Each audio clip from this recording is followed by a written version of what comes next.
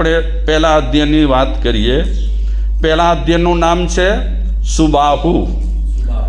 પેલા પાત્ર વર્ણની કરું, જરા પણ તમે ટેન્શન મન પર ન લેતા. હા, પાત્ર વર્ણનીમાં હસ્તી શીર્ષ નામનો નગર, પુષ્પકરંડક નામનો ઉદ્યાન, કૃતમાલ પ્રિય યક્ષ એનું યક્ષાયતન, અડીન શત્રુ રાજા અને એની પત્ની મુખ્ય ધારિણી. એની 1000 પત્નીઓ હતી આ અડીન શત્રુ રાજાની, 1000 રાણીઓ. ધારિણીને એક રાત્રે સિંહનું સ્વપ્ન આવ્યું. જાગી, સમય પર પતિદેવ પાસે સ્વપ્નની રજૂઆત કરી. એનો ફળાદેશ મળ્યો અને કુક્ષીમાં રહેલા જીવનું પાલન પોષણ સંભાળ કરે છે. અને યોગ્ય સમયે એ ધારિણીએ પુત્રને જન્મ આપ્યો અને એ પુત્રનું નામ પાડ્યું સુબાહુ. હવે આ તો કથા જ છે. ઝડપથી જન્મે, ઝડપથી મોટો થાય, ઝડપથી લગ્ન થાય, ઝડપથી મોટો થાય ને ઝડપથી સમાપ્ત થઈ જાય. કથા તો એવી છે ને આપણું જીવન પણ આવું જ છે. ઝડપથી આપણે જન્મ્યા, ઝડપથી જીવીશું, ઝડપથી જુવાન થશું, ઝડપથી આપણે જુવાનીમાંથી વાનપ્રસ્થમાં જશું અને પછી ઝડપથી આપણે બુઢા થશું અને પછી જે રસ્તો રહેલો છે સૌના માટે એ આપણને રસ્તો મળશે. આમ જોવા જઈએ તો આપણા બધાનું જીવન કથા માહેલું જ રહેલું જ છે, કાંઈ ફરક નથી. આ તો આપણને લાગે ઘણો ટાઈમ પાસ કરી રહ્યા છીએ, કતરા વરે નીકળી ગયા. મારા સાહેબ ચોમાસો કી પસાર થઈ ગયો ખબર ના પડી, પણ બધી ખબર પડે. સેકન્ડે અને સમયની ખબર પડે કે કેમ પસાર થાય છે. આ તો આપણે બોલીએ વ્યવહારમાં. તો આ સુબાહુ નામ પડ્યું. જુવાન થયો, 500 મહેલ બનાવ્યા અને 500 રાજકન્યાઓ સાથે આ સુબાહુના લગ્ન થયા. आज जे जमाने में माड़ू के एकड़ी कन्या नहीं मिले, हाँ, एक कन्या नहीं मरती, त्या लोगों ने 10 नहीं, 20 नहीं, 100 नहीं, 500 बोलो. ये तो આપણે નક્કી કરીશું અને કબૂલીશું કે આ બધું શેનાથી મળે છે? હા, પુણ્યથી મળે. 500 સાથે ધામધૂમથી લગ્ન થઈ ગયા અને 500 રાણીઓના 500 મહેલ, ભવ્ય મહેલ. તે સાદા સીધા નહીં, હા, કાચની બારી નહીં, સરસ, હા, બધું સોના મઢેલું, સુંદર, એટલી ભોગ સમૃદ્ધિ, અઢળક, ખૂબ સાહેબી. આ વાત કરી લીધી કે અત્યારે આ સુબાહુ કુમાર સાહેબી વચ્ચે જીવી રહ્યો છે. આપણે આવી ચર્ચા આવે ને ત્યારે કહીએ કે ક્યારે સૂર્ય ઉગતો હતો અને ક્યારે સૂર્ય આથમતો હતો એની પણ ખબર પડતી ન હતી. એટલા સુખ વ્યક્તિને મળ્યા હોય છે, કાંઈ ખબર પડે નહીં. કડે ઓગે હતો ને કડે ઓલે હતો. તો સુબાહુ માટે પણ આવું જ હતું. મહાવીર ભગવાન વિચરણ કરતા અને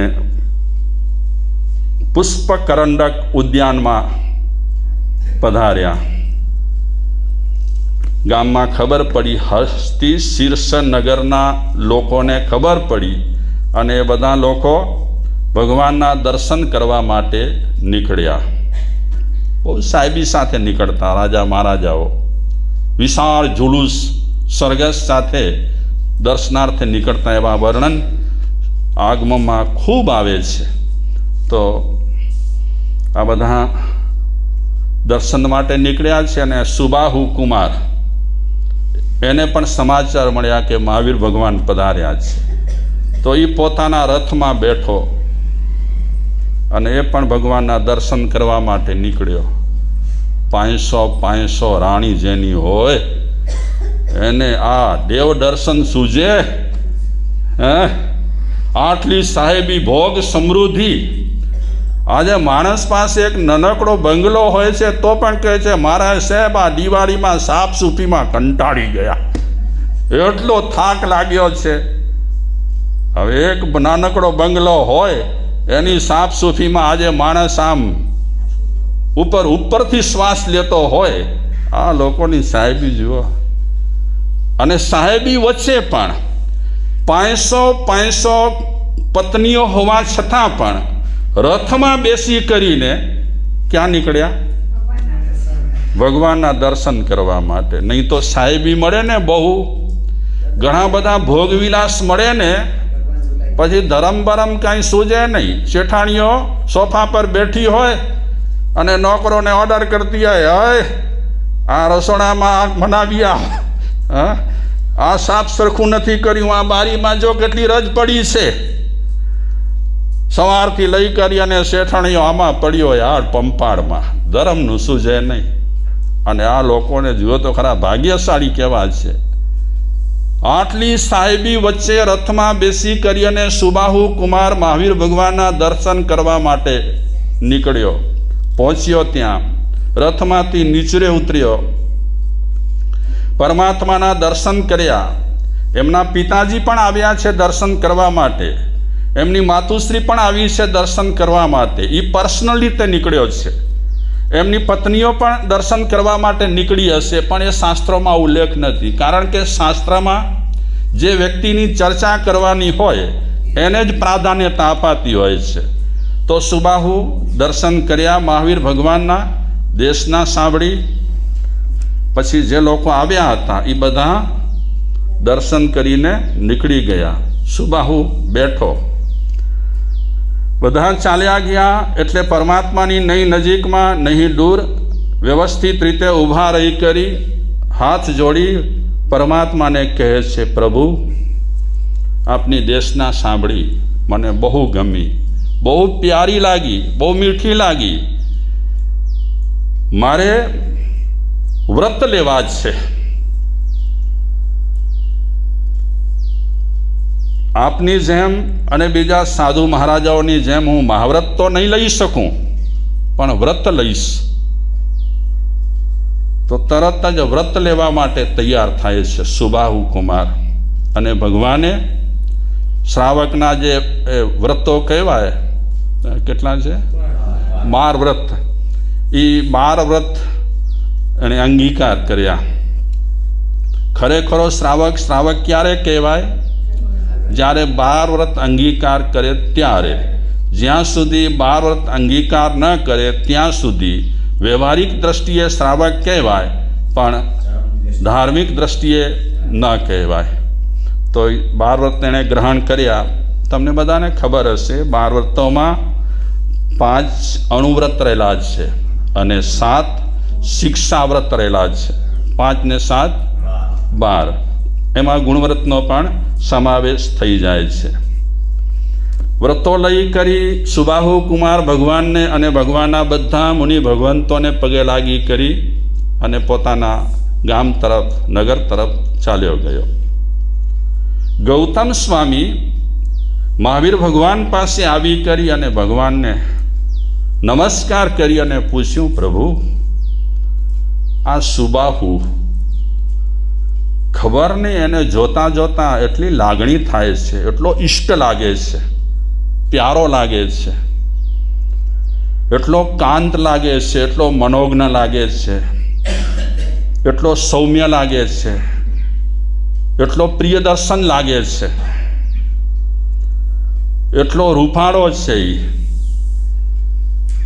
કેવા ગુણો હશે, એનો ચહેરો કેવો હશે, તમે કલ્પના કરો જરાક. કેવો હશે ચહેરો? કે ગૌતમ સ્વામી જેવા કહે છે કે ઇષ્ટ છે, અતિષ્ટ રહેલો છે, કાંત છે, પ્રિય છે, મનોહર છે, મનોજ્ઞ છે, સુંદર રૂપવાન છે. પ્રભુ આવું બધું અને આટલું બધું આને મળ્યું છે. અમે સાધુ સંતો પણ એને જોઈએ છીએ તો એ અમને પ્રિય લાગે છે. ગામના લોકો પણ જુએ છે તો ગામના લોકોને પણ એ પ્રિય લાગે છે. બધાને માણસ ગમે એ માણસ કેવો હોય? હા, આપણા પુણ્ય બરાબર ન હોય તો 4ને ગમીએ અને 4 અણગમો. ઘરમાં ને ઘરમાં પણ એવું હોય ને. અને હકીકતમાં ઘરમાં જે ભેગા થયેલા છે એ તો અલગ અલગ ઠેકાણેથી આવ્યા છે, હોય જ ને. હા, ઘરમાં પણ અલગ અલગ ઠેકાણેથી આવ્યા હોય તો આમ સાર્વજનિક રીતે લોકો આપણને મળતા હોય એ તો બધા અલગ અલગ ઠેકાણેથી આવ્યા જ હોય. એટલે રૂખ ન ભળે, ગમે પણ ન પણ ગમે. પણ આ સુબાહુ ગૌતમ સ્વામીને પણ ગમ્યા, સાધુ સંતોને ગમ્યા, ગામ લોકોને ગમ્યા. અને એમનું દર્શન કેવું હતું? પ્રિય દર્શન. પ્રભુને પૂછે છે, પ્રભુ આ સુબાહુએ એવા તે પૂર્વભાવમાં કેવા કર્મ કર્યા છે, કેવા દાન દીધા છે, કેવા આચારોનું પાલન કર્યું છે, કેવું વ્યવહારિક જીવન જીવ્યા છે, એમના જીવન જીવવાની કળા કેવી હતી? અદ્ભુત. અને સહુ એમને ચાહી રહ્યા છે. આમ જનતા, એ આમ જનતા પણ આ સુબાહુ તરફ આકર્ષાઈ રહી છે. તો પ્રભુ સૌનો સ્નેહપાત્ર બનેલો છે આ સુબાહુ. તો પૂર્વ જન્મમાં એણે એવા તે કેવા કર્મ કર્યા છે? પૂર્વ જન્મમાં એવી તે કઈ સાધના કરી છે, કઈ આરાધના કરી છે, કેવા પ્રકારના દાન પુણ્ય કર્યા છે, કેવા પ્રકારના શુભ કર્મ બાંધ્યા છે કે જેના કારણે અત્યારે એ ઇષ્ટ છે, અતિ ઇષ્ટ રહેલો છે, મનોહર છે, મનોજ્ઞ છે, સુંદર છે, પ્રિય દર્શન છે, સૌમ્ય છે.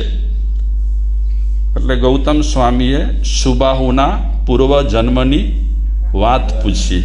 એટલે ભગવાન પૂર્વ જન્મની વાત હવે ગૌતમ સ્વામીને કહે છે કે હે ગૌતમ, આ સુબાહુ બહુ ભાગ્યશાળી છે, બહુ નસીબદાર છે. કેવલ પૈસા ભેગા કરાય ને એનાથી આપણે આજનો માણસ છે ને એને નસીબદાર માનતો હોય છે. પણ પૈસા ભેગા કર્યા પછી એના પર લુબ્ધ હોય ને તો એ નસીબદાર નથી. એના પરથી આસક્ત રહેલો હોય તો એ માણસ નસીબદાર ન કહેવાય. પૈસામાં ચોંટી ગયો છે એ, પણ પૈસા અઢળક હોવા છતાં પણ એનાથી સાવ એના અનાસક્ત રહેલો હોય, સાવ અલગ જ રહેલો હોય, એ નસીબદાર કહેવાય. કે ભોગવે ખરો પણ સમય આવતા છોડતાંય વાર ન લાગે. એટલે ઘણી વખત ઘણા લોકોને ભોગ સામગ્રી મળે પુણ્યને કારણે, પણ પછી એ ભોગ સામગ્રીમાં લુપ્ત થઈ જાય. એને વખત ન મળે, સારું કામ કરવાનું મન ન થાય, લુપ્ત રહેલો હોય. એ માણસ એક રીતે જોવા જઈએ તો નસીબદાર છે, બીજી રીતે જોવા જઈએ તો થોડોક નસીબદાર નથી. પણ તો આ ગૌતમ સ્વામીએ પૂછ્યું છે અને મહાવીર ભગવાન કહે છે કે હું સુબાહુ કુમારના પૂર્વભાવની વાત કરું.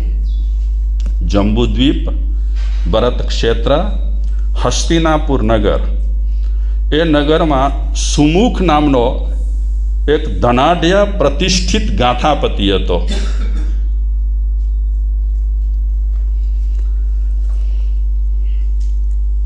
શું નામ? સુમુખ.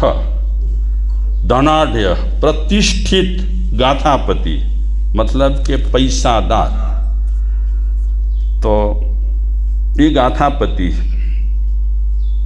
સુંદર હતો, પૈસો એની પાસે અઢળક હતો. એક વખતે એ ગામમાં એટલે કે હસ્તિનાપુરમાં 500 સાધુ આવ્યા. બધા કેવા સાધુઓ? જાતિ સંપન્ન, કુળ સંપન્ન, જેમનો માતૃપક્ષ શુદ્ધ, પિતૃપક્ષ શુદ્ધ એવા 500 શ્રમણો સાથે એમના મુખ્ય આચાર્ય ભગવંત હતા ધરમ ઘોષ મહારાજ. આ બધા શ્રમણો, આ બધા સાધુઓ વિચરણ કરતાં કરતાં હસ્તિનાપુર નગરના સહસ્રામ્ર વનમાં પધાર્યા. ક્યાં આવે છે સહસ્રામ્ર વન? ગિરનારમાં. પધાર્યા ત્યાં તો ધરમઘોષ મહારાજના એક અંતેવાસી શિષ્ય રહેલા હતા. આ તો બહુ જ જૂના કાળની વાત છે. એ અંતેવાસી શિષ્ય કેવા હતા એનું વર્ણન કરે છે સૂત્રકાર કે એની પાસે તેજોલેસ્યા હતી, ઓટોમેટિક સિદ્ધ થઈ ગઈ હતી. કારણ કે સાધક પુરુષો રહેલા હોય, નિર્મળ મનના રહેલા હોય, સાધના કરતાં કરતાં ઘણી બધી ચીજો આમ ને આમ એમને સિદ્ધ થઈ જાય, પ્રાપ્ત થઈ જાય. તો એની પાસે તેજોલેસ્યા જે હતી, તેજોલેસ્યા ઘણી વખત મર્યાદા બતાવતી હોય, કેટલા ગામોને સળગાવે, નગરોને સળગાવે, એટલી તેજોલેસ્યા જોરદાર હોય. તો એ સાધુ મહારાજ પાસે પણ તેજોલેસ્યા અતિ જોરદાર હતી કે ઘણા ગામોને, ઘણા નગરોને અગર ઉપયોગમાં લે તો ખલાસ કરી નાખે. પણ આ સાધુ સંતો બધા સાત્વિક હોય, એ કેવલ આત્મસાધના કરતા હોય. એમને લોકોને ખેંચવા, લોકોને હેરાન કરવા એવી કોઈ પ્રવૃત્તિમાં એ સમય બરબાદ પણ કરતા ન હોય, પોતાની સાધનામાં મસ્ત રહેલા હોય. એટલે તેજોલેસ્યા પેદા થઈ ગઈ. ભલે એ તેજોલેસ્યા મોટી રહેલી હોય, પણ એ તેજોલેસ્યા કોઈને નુકસાન ન કરે તે રીતે એ અંતેવાસી જે શિષ્ય હતા એ તેજોલેસ્યાને સુરક્ષિત રાખી હતી. આ સાત્વિક પુરુષો ક્યારે પણ આવી ચીજોના ઉપયોગ બહુ નથી કરતા. અને જેની પાસે આ તેજોલેસ્યા હતી અને ધરમઘોષના જે અંતેવાસી શિષ્ય હતા એમનું નામ હતું સુદત્ત મુનિ. નિરંતર માસખમાં પારણું, માસખમાં પારણું, આમ નિરંતર એમની આ તપસ્યા ચાલતી હતી. પારણાના દિવસે ગૌચરી માટે નીકળ્યા અને ઘરોમાં ગૌચરી માટે જતાં જતાં એ સુમુખ ગાથાપતિના ઘરે આવ્યા. કોણ કહે છે આ બધી વાત? મહાવીર ભગવાન કહે છે કે એ ગાથાપતિના ઘરે આવ્યા. હજી પ્રવેશ્યા નથી ઘરે, એ ઘર તરફ આવી રહ્યા છે. અને એ ગાથાપતિની દૂર નજર ગઈ કે કોઈક મુનિ ભગવંત આવી રહ્યા છે. તો એ પોતાનું ઘર છોડી અને એમની સામે ઉલટ ભાવથી, ઉત્કૃષ્ટ ભાવથી, ભાવોલ્લાસ સાથે એ સાધુ મહારાજની સામે જાય છે. સાધુ મહારાજ ભિક્ષા માટે નીકળ્યા છે, સુમુખના ઘર તરફ આવી રહ્યા છે. સુમુખને ઉલ્લાસ આવ્યો છે, વીર્યોલ્લાસ આવ્યો છે. એટલી એને હોશ થઈ છે કે મારા ઘરે સાધુ મહારાજ પધારી રહ્યા છે. તો શું નામ હતું સાધુ મહારાજનું? હા, સુદત્ત મુનિ હતું અને શેઠનું નામ સુમુખ હતું. તો ઘરની નજીક આવ્યા એટલે ખૂબ આગતા સ્વાગતા કરી. ભાગ્યશાળીઓ ક્યારેક જ કોઈક ક્ષણ એવી આવતી હોય, માણસને ઉલ્લાસ આવી જાય અને વીર્યોલ્લાસ આવી જાય, ક્યારેક કોઈક ટાઈમે કામ થઈ જાય. વીર્યોલ્લાસમાં એટલી તાકાત રહેલી હોય છે.